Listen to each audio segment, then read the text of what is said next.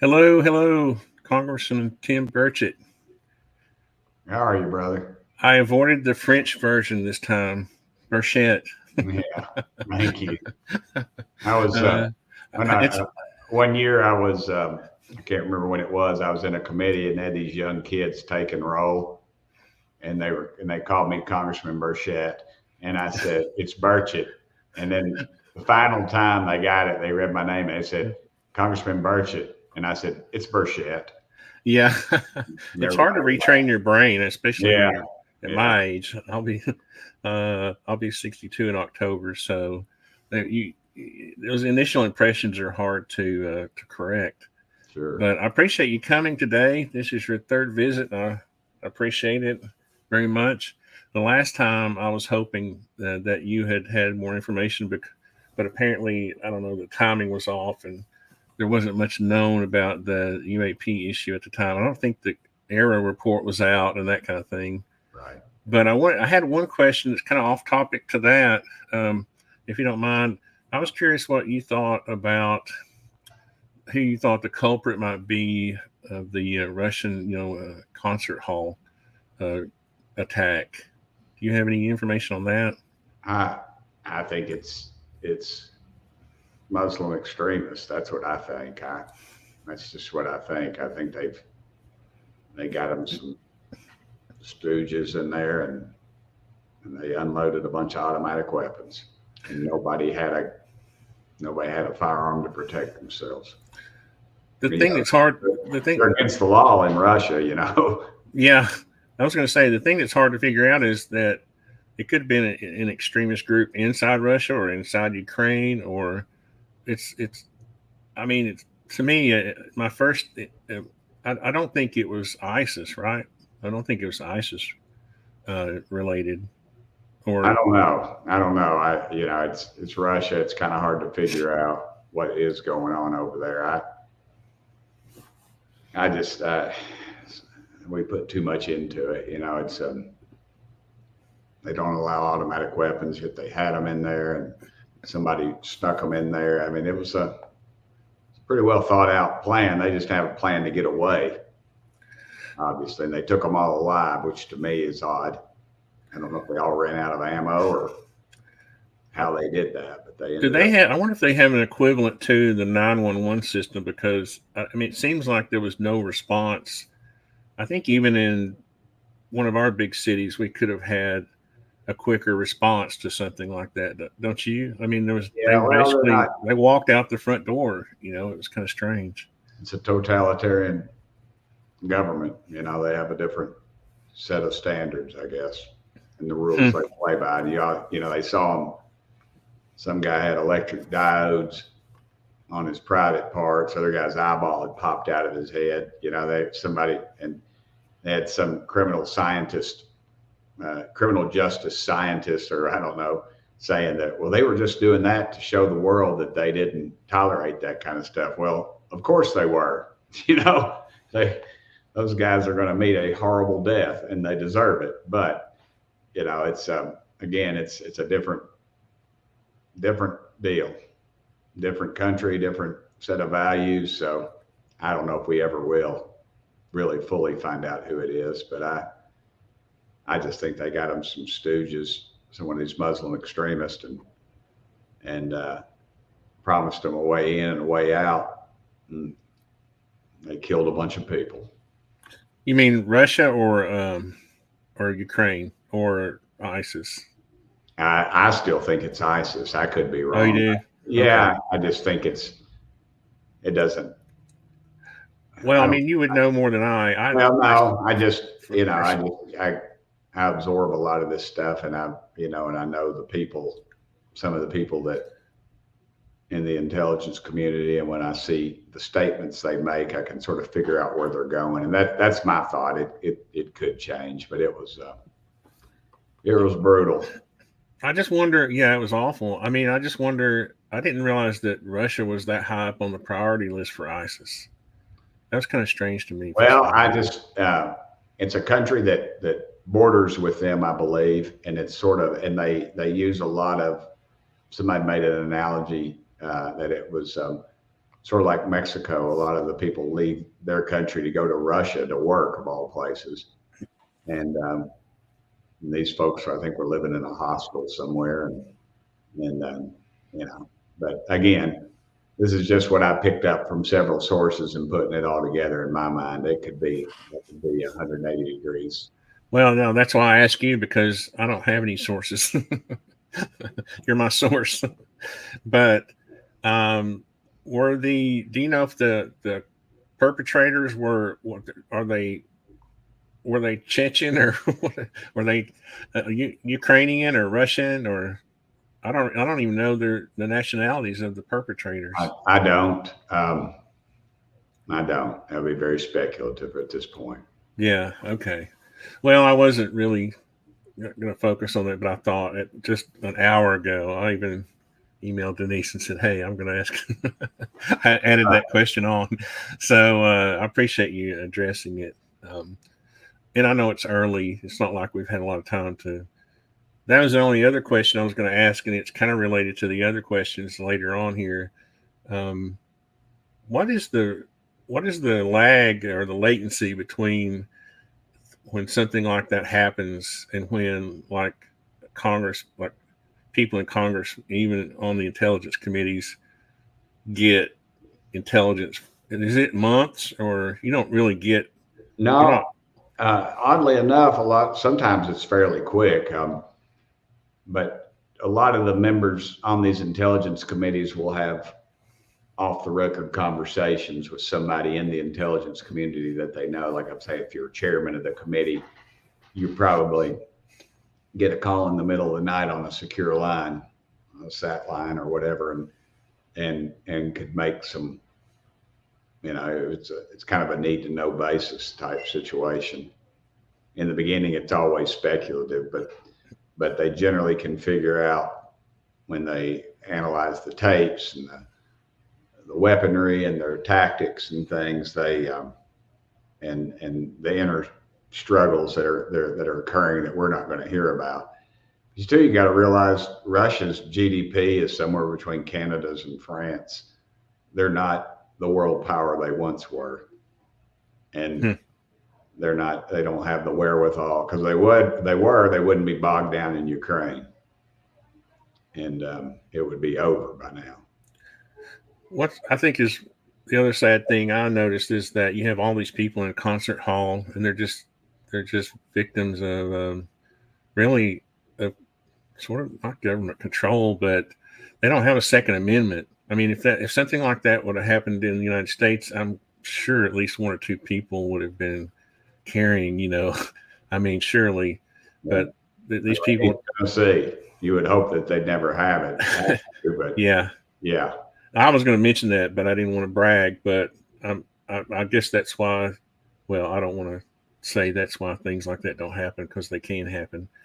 But the fact that they don't have the right to defend themselves in a situation like that is sad to me. Just thinking about it. But well, and it also shows that even where it's illegal, it's going to happen. It's a. Oh yeah, It's terrorists. Well, I mean, laws. They don't, mentally ill folks, whatever. They don't pay attention to the no gun zones, and the criminals love those areas. In fact, because they know that folks like yourself and myself are going to follow the law, and it leaves you a sitting duck. And yet, you would have seen return fire probably in most areas of America. I mean, the irony is that the Kalashnikov rifle was designed and built in Russia, and it's really an interesting story. The guy who created it, Mikhail Kalashnikov, and it's produced in multiple countries: Czechoslovakia, China, of course, Russia, all the little Romania. Quite a few other countries, I believe, produce it under license. And the guy who produced it, I think he got a medal. The guy who invented it, he got a medal. He didn't get anything off of it. So it's kind of think he led a tank company in the war, World War II. and found saw the need for a better weapon to you know I don't know the complete story. I used to when I I was think young. he won a competition with it, Yeah, and in Russia, and I mean, even in the United States, we can own semi-automatic AKs, right? right. It's sad that the Russian citizens can't own them. Of course, that would be bad for leaders who've been in office for almost 30 years. Yeah. They win elections by 99% of the vote each time. But I guess none of that's funny, but Yeah. it's oddly funny. But well, I'll move on to the next subject if you don't mind. I feel like I know you well enough now to kind of bring up a sort of a redneck conspiracy that that I was working on for several years, and it's not really a conspiracy; it's just an observation. But I was going to show you something here, if you don't mind. I don't want to get too far into the weeds. I don't because I don't want to embarrass you, but I had a question really related to this whole phase of trying to get my screen sharing thing to work. Sorry. Um, I was looking at the chronology. Am I screen sharing? Yeah. I'm not going to go through this whole thing. Don't worry. I'm just going to look at the highlights here. So this is related to the whole current phase UAP phase, Right. right? So we're starting in 2017 with the New York Times article. Then in 2017, 2018, we had the Gimbal and Go Fast videos. In 2017, 2018, the Nimitz encounter. 2019, I actually interviewed this guy, Koncisco.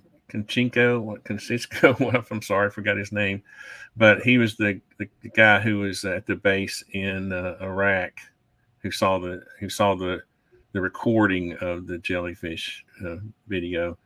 Then you have all these other events. I'm sorry, I don't want to bore you with this, but just recently you had the Arrow report. Kirkpatrick's comments about the Arrow report not showing anything anomalous, really, right? Right. And then you have also Chris Mellon coming out and saying that the 2017 article was based on bogus information. So, for somebody like me, this is where I mean, I don't know. I debated with myself in my mind whether to kind of bring this thing up, but Sure. when you look at all these associations and you look at the people who actually who released the videos in the first place, the intelligence community, it's a circle. The same people who released all of that information, who leaked it all to us, are now telling us that it didn't exist. It seems like, and I just wonder if there was some sort of mission that they had in mind, and they completed, or they felt like it was. Again, I'm not a big conspiracy guy, but if you just stand back and look at the whole picture, what is going on with that? I mean, do you understand what I'm getting at? Yeah. I think you've got a lot of people that are involved in this that are, some of them are telling us the truth that they don't, as far as they know, in their mindset or in their thought process, that nothing's really going on, that it's kind of a circular thing. It's one incident and everybody's just rehashing it. Then you got the puppet masters who I feel like know what's going on. Somebody does, and are feeding this misinformation or disinformation to drive us down another hole. And so and you got some that are just liars. So you got this report out now, basically poo-pooing all of us who've been involved in this, and the trained pilots, multiple pilots who've had encounters, have seen stuff. One guy told me something was 14 feet away from his canopy.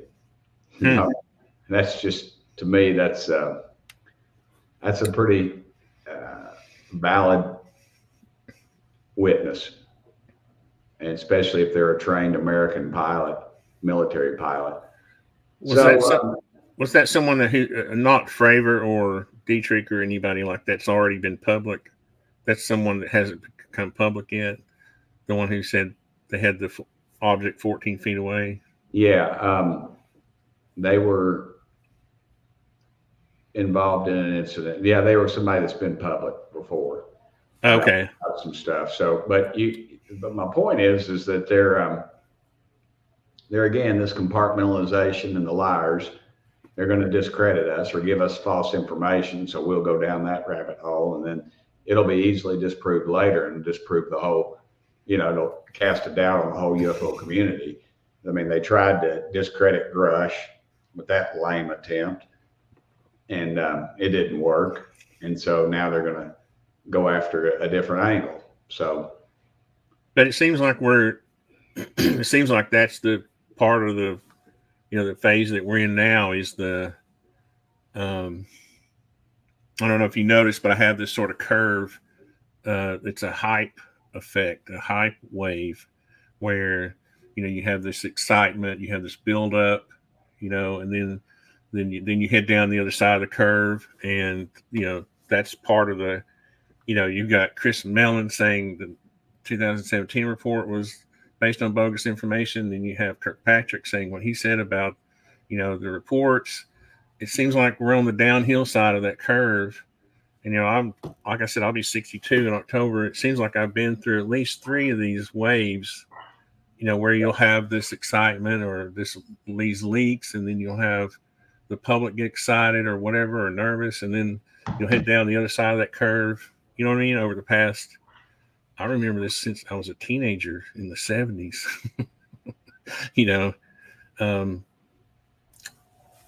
I guess at some point, it seems like the public will start to put things together and start to be, I don't know, more suspicious or more skeptical, or, but you haven't learned anything more from the last time. I think the thing about it is, you and I both agree that, right? I think we both agree on the issue of life out there in the universe, right? But sometimes I think our intelligence community uses that information against us. I mean, they have in the past. So I don't know. I'm in my extra skeptical phase right now. So, well, I think not a lot's changed in the information area. We've had disclosures that the CIA has a recovery unit. What they're recovering is a good question.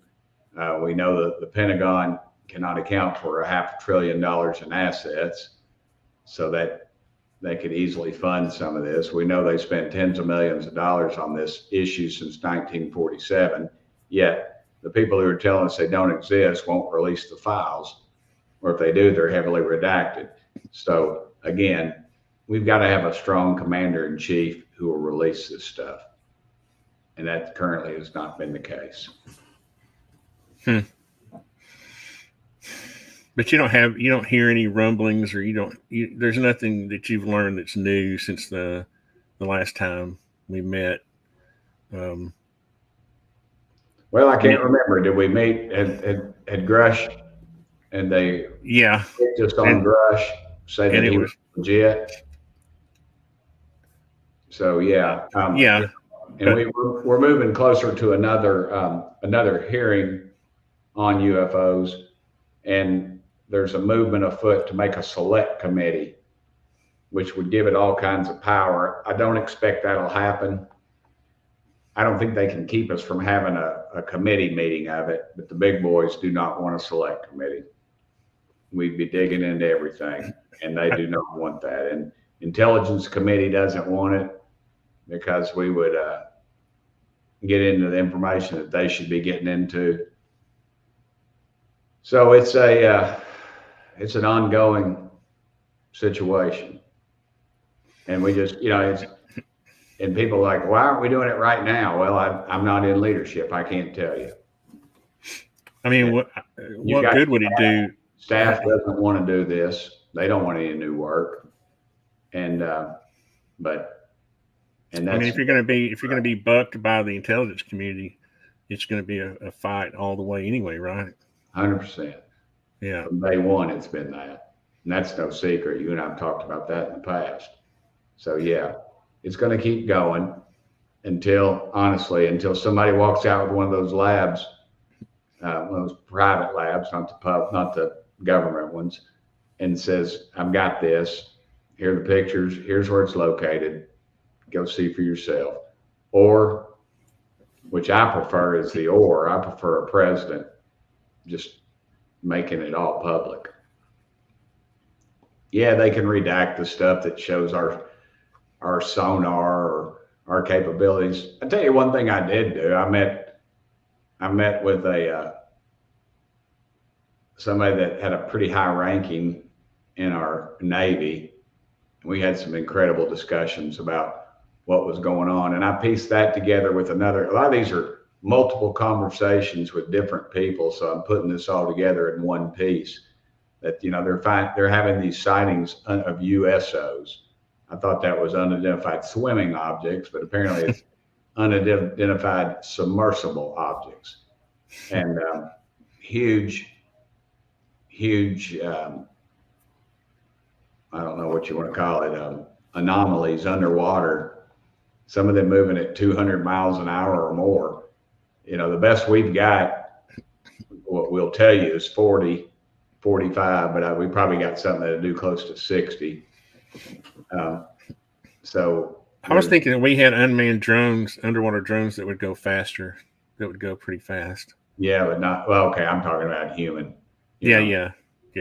So I don't know for sure. That's just an impression I formed in my head, Yeah, I guess I just wonder, again, I'm going through my skeptical phase here because of, I had, when you have people like Mellon and Kirkpatrick who are connected to the intelligence community, who in the beginning were pushing this stuff, and now they're sort of poo-pooing it. You have to wonder what was the original goal? What was their original goal? They're probably idealistic, and then somebody whispered something in somebody's ear, and they became compromised over something they've done or something they could be doing or something they'd like to be doing. You go in these Twitter spaces, the X spaces now, I guess, and like the other day I was listening to, I don't know if you're familiar with Jack Sephardi. He's a physicist. They get in these, and then Rick Doty, who was the original CIA guy who played who convinced the fellow out and that he was seeing. In that case, the CIA convinced this fellow that he was seeing UFOs when he was actually seeing our tech being tested, right? Something similar to that. But anyway, those two people were in the same space talking about all kinds of, any far out issues like, oh, we've already solved gravity. And, they'll make all these claims. And these are like Jack Sephardi is a physicist. He studied under the same college, or when I say college, I mean groups of people who were involved with the Manhattan Project. So all that, I think the thing about it I'm trying to get to is that some of this stuff is so far out that it's hard to even talk about and get, what I mean? It's difficult because you're dealing with a subject that I can't talk about. I'm a design build contractor. I'm just interested in it. Sure. And it seems like all of the people who are involved, who do know, are like part of this. You see the same people going through history, who are all sort of involved with it. So the general public is just left with all kinds of questions that go unanswered. Just it's bizarre. It really is. It's bizarre. I don't even. You have to wonder why. Why did they even release? Leak the information in 2017 to begin with? Is really one of the questions I have. Well, somebody did it. I believe it was somebody on one of those flow charts you just showed, and then the government said that they that those were fakes, and then they said they weren't, and then the pilots came forward and said that's me, and then they kind of didn't have anything else to hang their hat on. So now they're going back now. They say a lie often enough, people start believing it, and that's kind of what happens. I think you have a lot of people thinking, and I kind of halfway think this. Old Nick here thinks it's our own tech, and a lot of people think that, and that's why if it was our own tech, we would control the airwaves, and we don't. Don't we kind of though? I mean, we have container ships get taken over by Somali pirates. We could stop the wars. We wouldn't need to be over in the Middle East if, Well, I guess the people like the Somalis take advantage of the fact that we can't be everywhere all the time. I guess. I don't know. Something with those capabilities, brother. You can just about be anywhere all the time. I'm glad you just reminded me of something I thought of last night when I was trying to prepare my mind. It's funny. You think you're prepared for these kinds of interviews and meetings, but that all that stuff kind of goes away when you start talking to someone. But I just remembered one thing, an analogy, the Enigma machine in World War II, right? Right. All the trouble they went through to break the code, to break it. And then they realized they couldn't even announce the discovery. Right. Right. Isn't it sort of the same thing with some of the technology that we've developed? And in my mind, I think this is almost exactly what it is. We've developed technology that's so advanced that it can't be even mentioned to the public, or it can't even be used on the battlefield. Because if it was, it would be right. It's similar to the Enigma problem.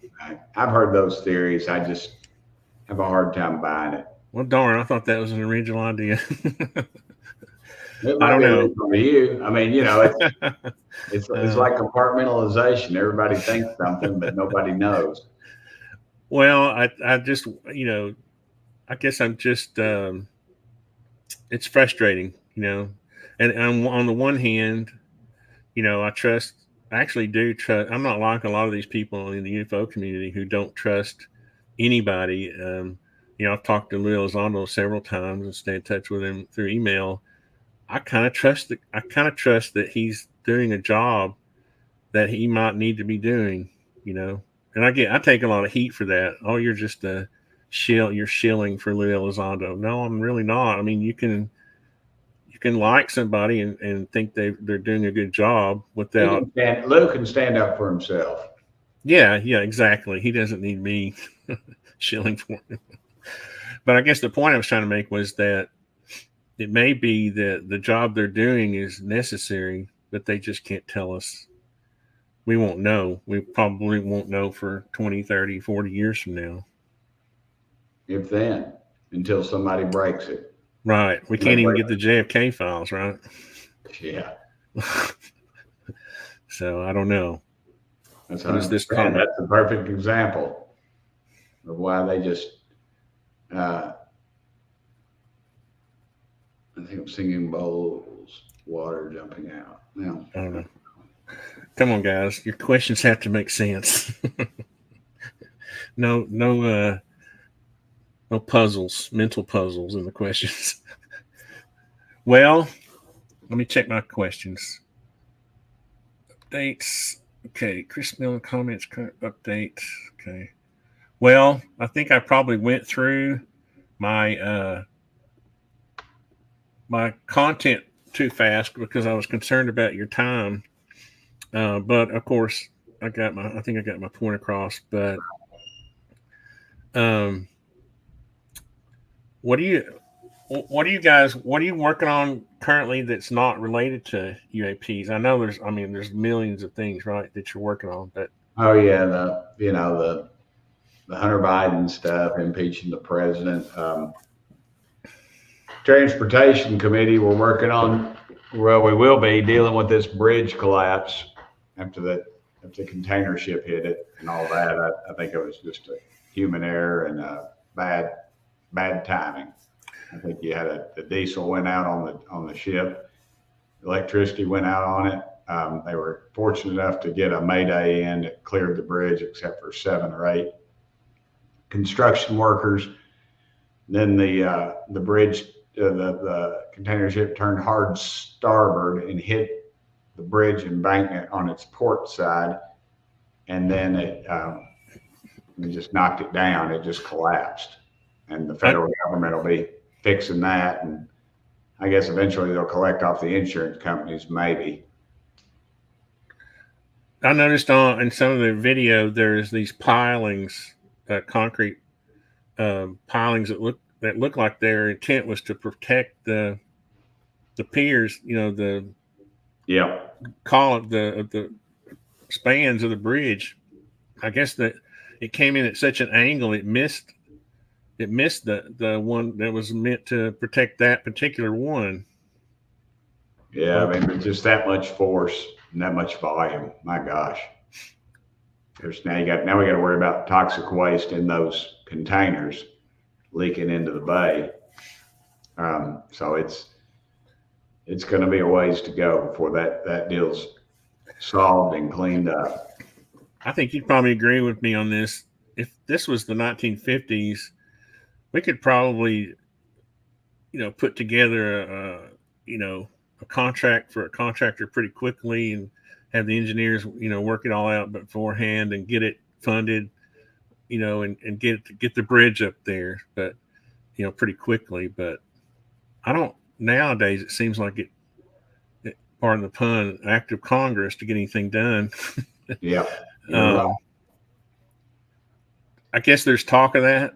There's talk of getting funding, some sort of emergency funding. The president, I think, is talking about doing something, maybe through an executive order or calling on Congress to fund it.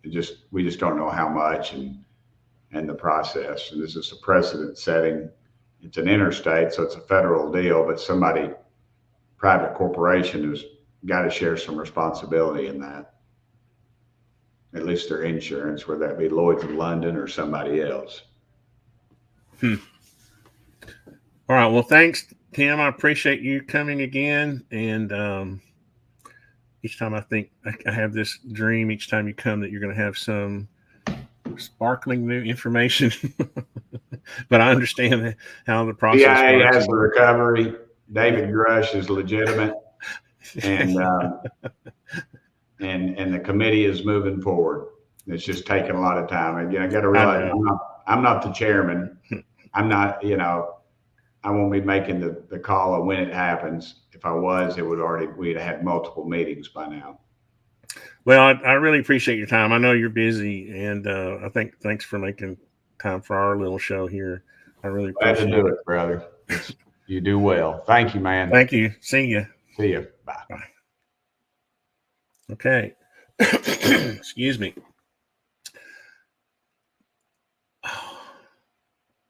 All righty. Thanks, everyone. Oh man, you think I love Tim, by the way. We're both Tennessee boys, and if he had any information, he would share it, I think. But obviously, he can't share classified information. But I just wish sometimes I could dig deep into people's heads, and it's a little hard to do. But I appreciate y'all watching. What you are about to see is a real-life story. The accounts have gone into great detail to give each side's version